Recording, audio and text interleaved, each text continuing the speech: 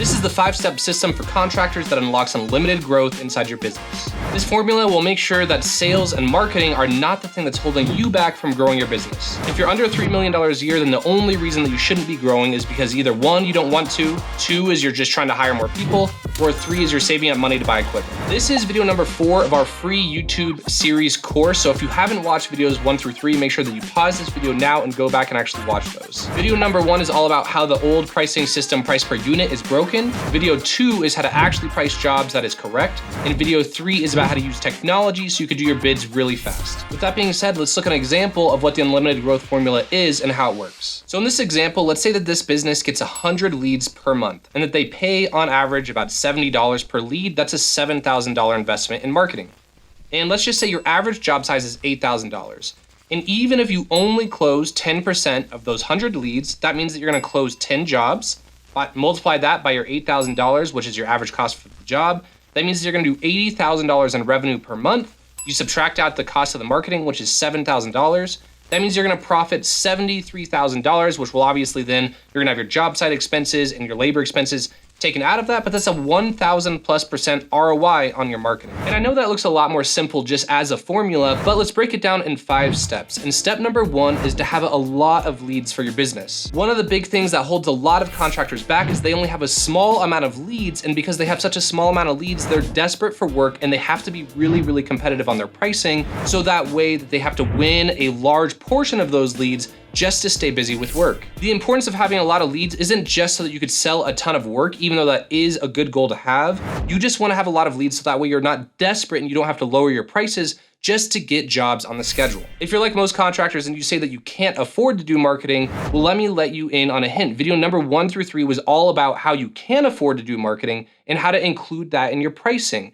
And so the other thing is a lot of contractors try to do marketing as a DIY project. Isn't it funny that as contractors, we always make fun of customers and homeowners? They try to do their own projects and the projects end up looking terrible or bad, or they mess things up completely and then it all just needs to be redone. Contractors do the same exact thing with their marketing and they try to go the cheap route and just DIY it. And let me tell you something, that if you don't have good marketing, you don't have enough leads, you're not going to have a successful business, at least not one that can support not only you, but many other people and have you be a back-end real business owner, not just self-employed. So if you want good marketing, you could definitely afford it. You just need to include it in your pricing and don't do it as a DIY. Make sure that you leave this for the professionals so that way you could focus on what you're actually good at in your business, which is the trade work, the sales, and all the other things that come with it. Step number 2 is we need an amazing follow-up system for our leads. I'm gonna do a quick screen share to show you exactly how I follow up with my leads. All right, so I'm in a software here called Concrete CEO, and this is how I follow up with leads in my business. And obviously I use software because it's a lot faster, it's a lot easier, and I could get back to my customers immediately, which in my opinion is very important. But just know that if you don't use this method, you can always do all of this manually too. So when someone reaches out to us, we instantly reply via email asking them to book an appointment with my salesperson and doing it so on their timeline and when they have time.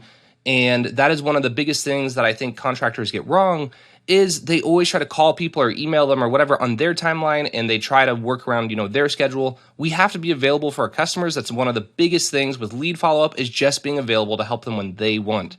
So we instantly shoot them an email asking them to book. If they don't book within 3 minutes, then we shoot them a text asking the same thing.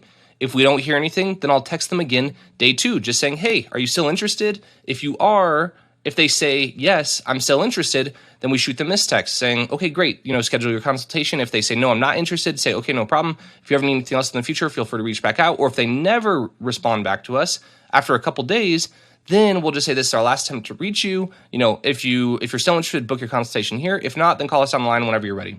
So again, we are giving people 4 points of contact before we give up on them. Most contractors, 1, they take forever to get back.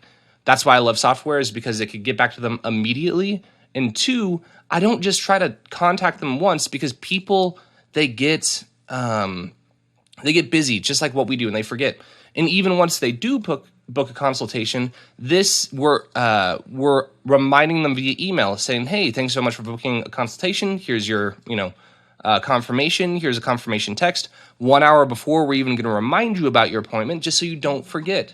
So again, that's everything that I do in my lead follow-up process. This is very, very important. If you don't use software to help you, then just do it all manually. So even though that's how I'm following up with my leads, if you're not using a software to do that on autopilot, you can definitely do all of this manually, but the point still stands that you need to have a good system for following up with your leads. No more getting back to your leads 2 days later, 4 days later, or just only shooting a text to your lead once and then forgetting about them and never contacting them again. Just like us, people are really busy, and if they're not being followed up with, this could easily slip through the cracks. So if you're gonna be spending good money on marketing, you wanna make sure that that marketing dollar is going as far as possible, and part of how you do that is making sure you have a good follow-up system. Step number 3 is once we have the leads, we're following up with them, and we've made contact, we need to have a way to pre-qualify them before we go out to every single project and try to do an in-person estimate. The typical contractor sales method goes a little bit like this. The customer will call, the contractor will either answer or more likely not answer and take a while to get back to them. Once the contractor actually gets in touch with the customer, the conversation is gonna go something like this. Oh, hi customer, yes, what do you like? Oh, you want a quote? Okay, yeah, let's schedule a time where I can come take a look. What's your address? What's your name? What's your phone number?